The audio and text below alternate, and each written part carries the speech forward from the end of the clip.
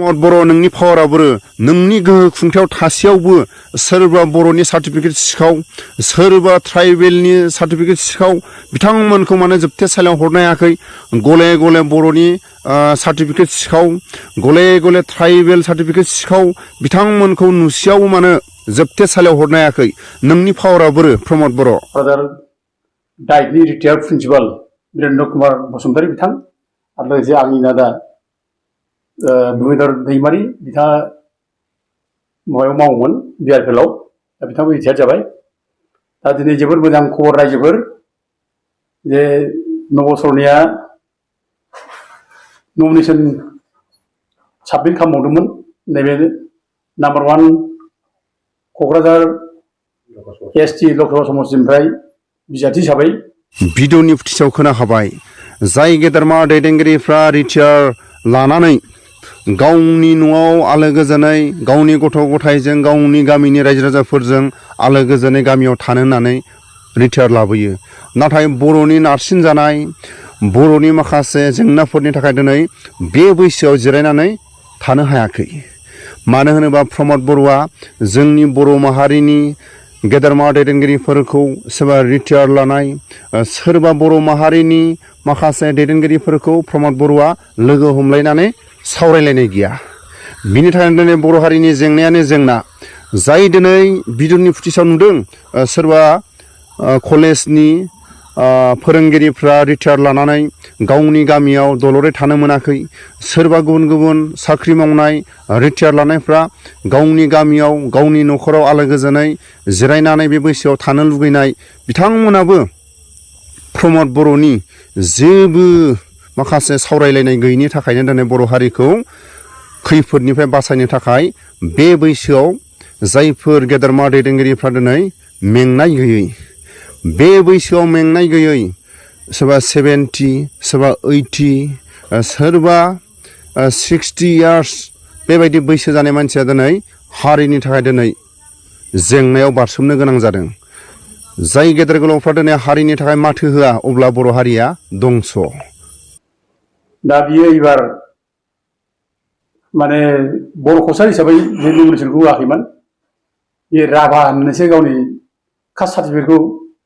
लानानै नमिनेसनखौ होनाय जादोंमोन दा बे बर' कसार हिसाबैथ' बे मोनखाला जों आगोलनिफ्राय बुंखादों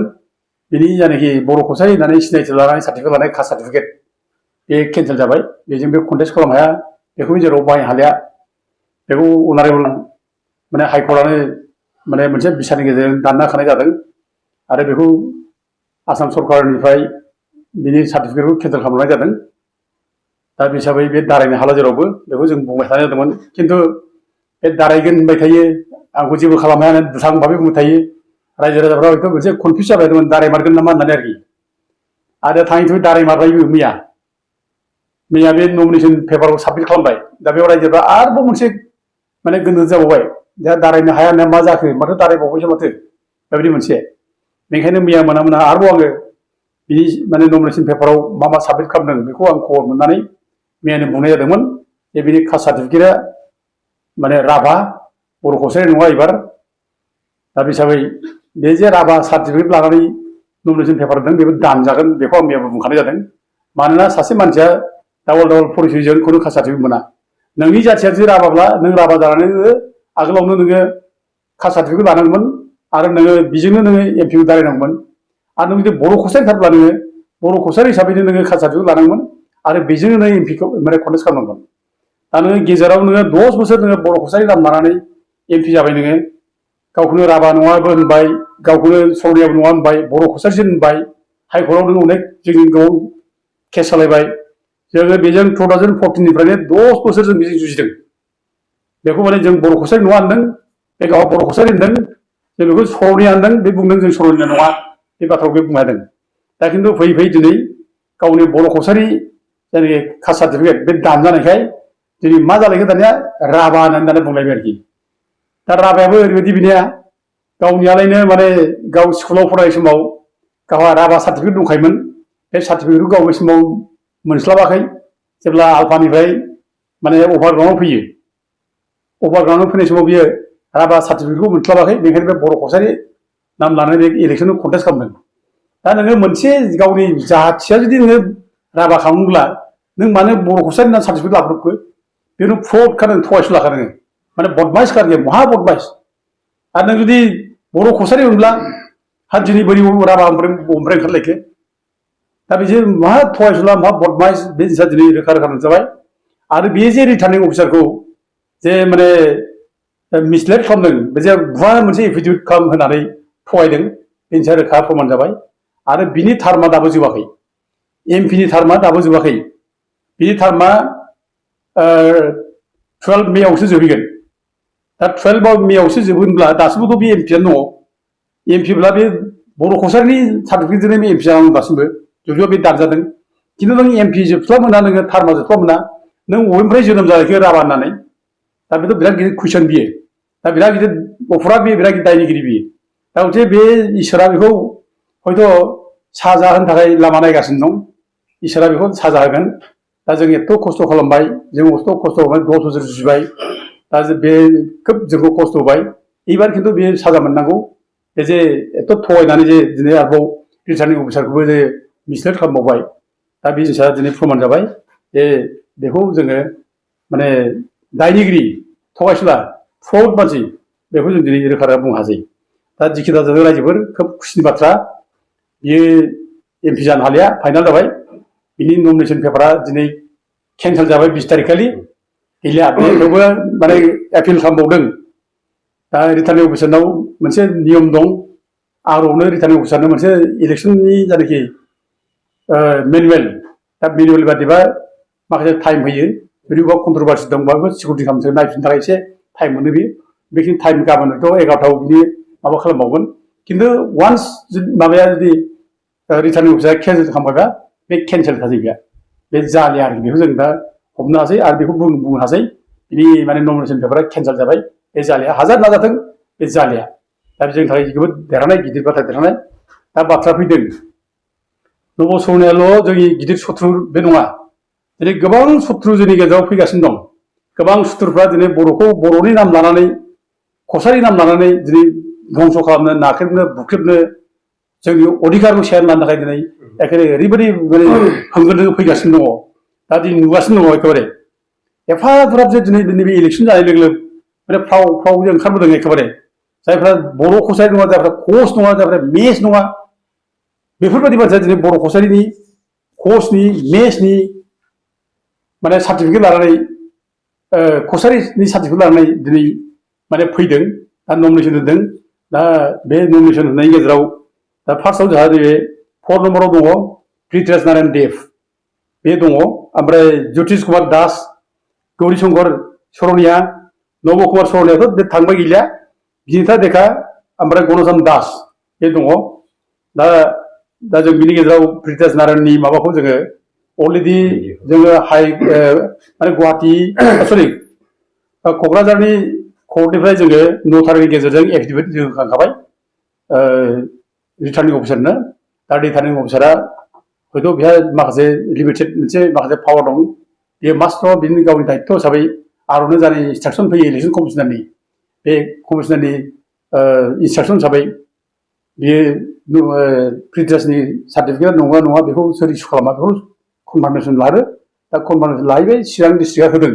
दा बे होदों होननाय लोगो लोगो बेखौ एक्सेप्ट खालामबाय जाबाय बिनि नमिनेसन पेपारखौ दा थेवबो जों चिरां डिस्ट्रिक्टआव बिनि नमिनेसनखौ केन्सेल बिनि कास्ट सार्टिफिकेटखौ केन्सेल खालामनांगौ होननानै जोङो दाखालिनिफ्राय जों थांनानै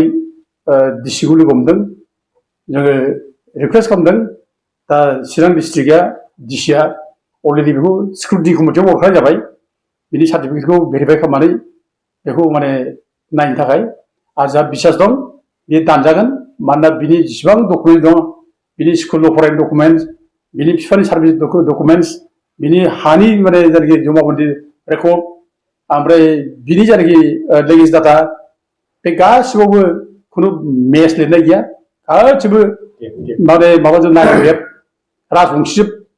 दा गथे बे दानजागोन जोंहा बिसास दं रायजो राजा धोरजोल'ला जोंखौ बिसास खालाम जों बेखौ जोबजासिम जों माने मावगोन आरोखि बिनि कास्ट सार्टिफिकेट दानजासिम जों मावलांगोन रायजोफोर जों खुनु जिरायनाय खोथा गैया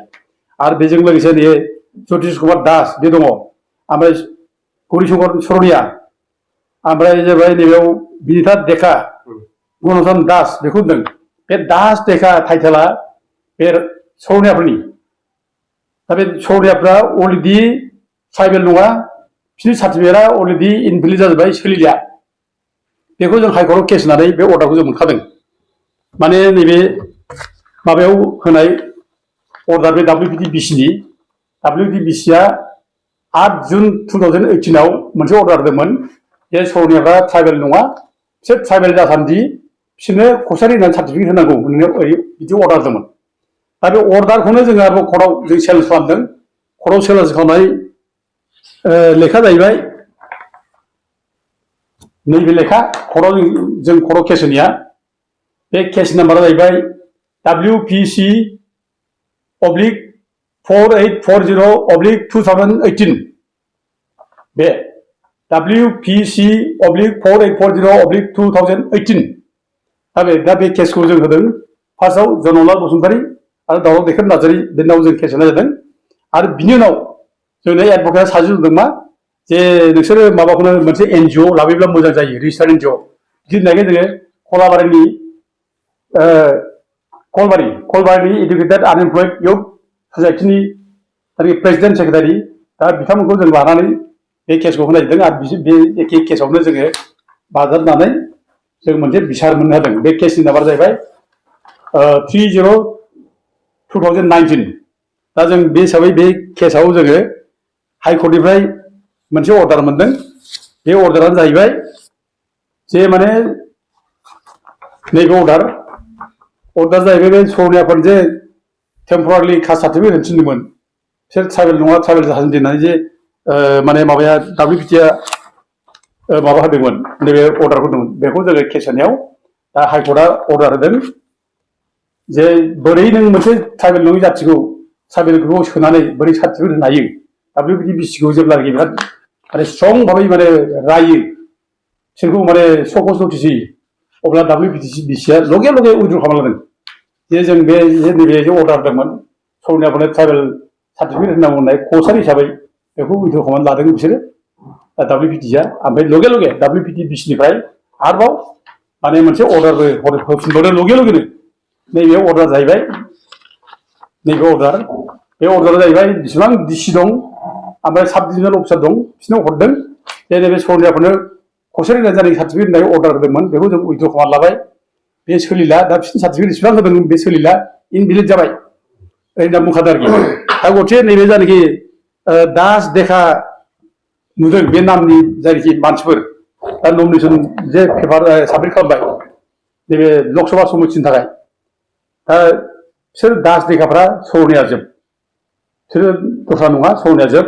दा गथे सौरिया जाथि हिसाबै बिसोरनि सार्टिफिकेटआ इनभेलिड जानांगौ दाननांगौ दा खिन्थु जोङो मा होननानै प्रमान होनो दास देखासो सौरिया नों माबोरै प्रमान होनो बिनिथ' प्रमान नांगोन खुगाजों बुंनानैथ' जानाय नङा दा जों बेखायनो नैबे लेखाखौ जों दिनै जोंनि उकिल